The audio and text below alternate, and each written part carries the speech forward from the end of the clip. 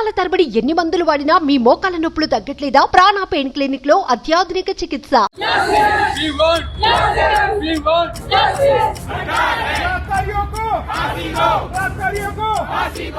ఆత్మహత్యకు హత్యకు తేడా తెలియని పరిస్థితిలో ఉందా మన వ్యవస్థ?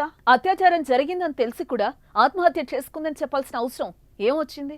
ఈ కేసులోని హెడ్ ఫోన్స్ వల్ల నిందితుడు దొరికాడు. ఇంత సాంకేతికత ఉన్న మన దేశంలో కేవలం హత్యకు ఆత్మహత్యకు గల కారణాలు తెలుసుకోలేకపోవడం అత్యంత బాధాకరం. తాజాగా ఈ కేసులో మరో కొత్త కోణం వెలుగులోకి వచ్చింది. ఈ ఘటనపై పోలీసులు పలు కీలక విషయాలు వెల్లడించారు.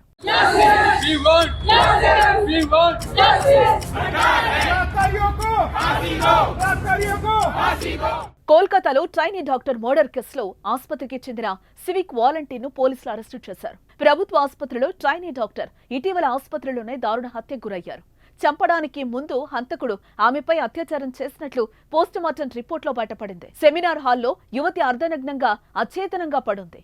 ఆమె మెడ ఎముక పూర్తిగా విరిగిపోయింది. నోట్లో నుంచి రక్తం, దవడ భాగంలో గాయాలు కనిపించాయి. ఆమె ఆత్మహత్య చేసుకుని మృతి చెందినట్లు ఆసుపత్రి నుంచి మృతురాలి కుటుంబ సభ్యులకు ఫోన్ కాల్ వెళ్లింది.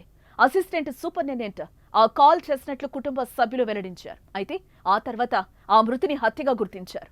ఆమెపై అత్యాచారం జరిగినట్లు వార్తలొచ్చాయి. ప్రస్తుతం పోలీసులు అత్యాచారం కేసు నమోదు చేసి విచారిస్తున్నారు. ఆ అధికారిని కూడా ప్రశ్నిస్తున్నారు. హత్యను ఆత్మహత్యగా ఎందుకు చెప్పాల్సి వచ్చిందనే అనుమానాలు వ్యక్తమవుతున్నాయి. ఇక్కడ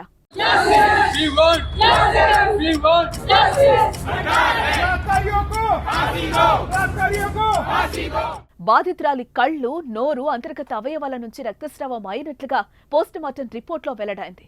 ఇతర భాగాల్లో కూడా గాయాలున్నట్లుగా తేలింది. అయితే వైద్యురాలిని మొదట హత్య చేసి ఆ తర్వాత నిందితుడు అత్యాచారానికి పాల్పడి ఉంటాడని మరో పోలీస్ అధికారి వెల్లడించారు.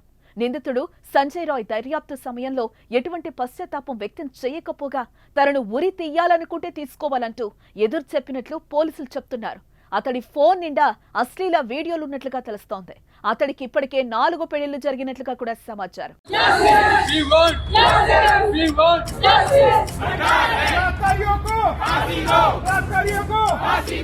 ఈ పరిణామాల వేళ R G Kar medical college principal doctor Sandip Ghosh సోమవారం తన పదవికి రాజీనామా చేశారు. ఆయన రాజీనామా చేయాలంటూ కాలేజ్ వైద్య విద్యార్థులు డిమాండ్ చేశారు. దీంతో తప్పనిసరి పరిస్థితుల్లో పదవి నుంచి వైదొలిగిన ఆయన మీడియాతో మాట్లాడారు.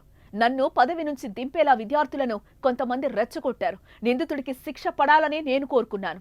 బాధితురాలికి వ్యతిరేకంగా ఇలాంటి వ్యాఖ్యలు చేయలేదు. కావాలనే నా పరువు తీస్తున్నారు.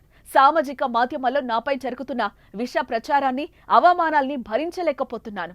మృతి చెందిన అమ్మాయి నా కుమార్తె లాంటిదే. నేను కూడా ఓ తండ్రిని. అందుకే రాజీనామా చేస్తున్నా.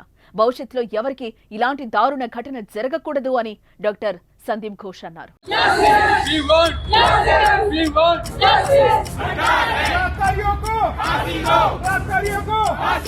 మీ బిజినెస్ ఏదైనా మీ ఊర్లో ప్రమోషన్ చేయాలంటే అది సుమన్ టీవీతోనే సాధ్యం. ఇప్పుడే సంప్రదించండి.